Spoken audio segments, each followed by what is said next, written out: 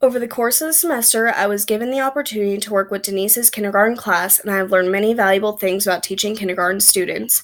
The biggest thing I feel I have improved upon throughout the semester was reflecting on student art and, in extension, time management. At the beginning of the semester, I had trouble making reflections fun. Reflections are important because they give the students a chance to consider what they have learned and apply it in their lives. However, reflections and reflective activities don't work with younger students unless they are fun and fully engage the students. This was a lesson I quickly learned as basic reflective activities led to boredom and disinterest. As we continued to grow and try new things with our students, I began to understand how important the element of fun is for learning. Because our students are so young, they require the opportunity to explore and play in order to grow.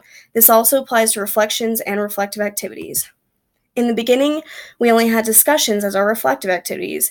At the end, we had fun activities that every student got to participate and play a role in, like our interactive presentations. Our interactive presentations worked well on many levels because it allowed students in the audience to be involved in the presentation, and it allowed them to use visual elements to determine meaning.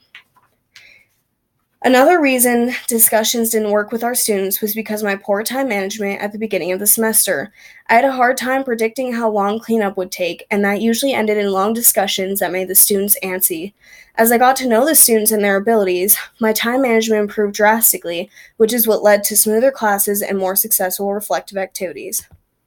Classroom management was another thing that improved over the semester. Cleanup and instruction were fairly rough at the beginning of the semester, but seemed to improve as I learned more and more about classroom management. At the beginning, I often forgot how vital visuals are for student understanding. Having visuals is an extremely important part of having effective cleanups and ensuring students know what is expected of them. Our lessons were revolved around exploration and play. Students learned many things about color, line, and shape, along with many new art vocabulary terms and techniques. Using time management, classroom management, and fun reflective activities, our students learned how to explore with different art materials and how that applies in the real world and in the art world.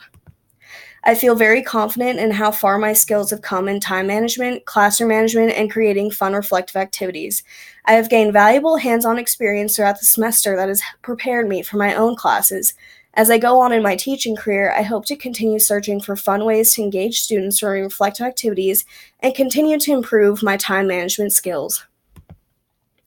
Our classroom was full of many different learners and personality types. This led to a rich classroom environment. Until writing weekly lessons for the kindergartners, I had not fully wrapped my mind around what it might mean to have a classroom full of different learners. Not only did it enrich the classroom environment, but it was a fact that we had to keep in mind every week in order to make sure the lessons were accessible to every student.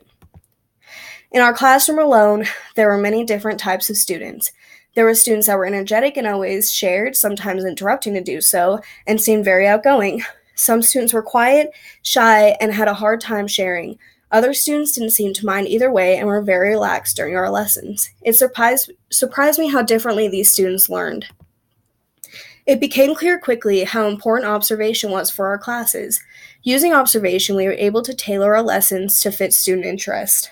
For example, I observed that students were having a hard time making a structure out of clay, but were having a lot of fun exploring with it. After observing that, I revised the lesson to be more about exploring with clay than about building a structure. Through engaging with the students weekly, I learned a lot about how to be an effective communicator and how to better plan for the needs of the students. It became obvious within the first week that without effective communication, students were far more likely to be left behind and lost. In order to make sure every student was caught up in every lesson, effective communication, both at the beginning and end of class, is key. Using effective communication and keeping student needs in mind are also important in establishing a safe and inclusive classroom environment. Effective communication creates an inclusive classroom environment because it ensures that every student is included and no student is left behind. Environment is very important in the classroom because it can either enhance or hinder student learning. Another thing that improves classroom environment is relationships. It became apparent to me right away how important building relationships is with students. Especially with young kids, students need guidance and leadership in their education, and they rely on the teacher for that. In order to achieve the guidance and leadership needed, it's important to build a relationship with every student. Relationships are also an extremely important part of facilitating effective instruction. This semester, I took as much time as possible asking students about their personal lives so I could begin building those relationships and fostering a positive learning environment. Building these relationships allowed me to facilitate instruction more effectively as well as I knew students on a more personal level. One thing I continue to struggle with is talking about student art. I find that it was difficult for me to find a balance in providing feedback. My first instinct is to compliment every piece of artwork created by a young student. However, I realize that that approach does not allow growth within that student. In order to help a student grow, constructive criticism and positive comments must be utilized. I believe it was hard for me to talk about student art because this is my first time working with young students for several weeks. Because of that, I wasn't sure how much detail I should give in my constructive criticism. Since they are just beginning artists, I didn't want to discourage them by providing too much constructive criticism and overwhelming them.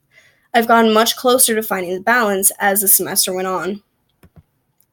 This semester has helped me grow into a confident and effective teacher.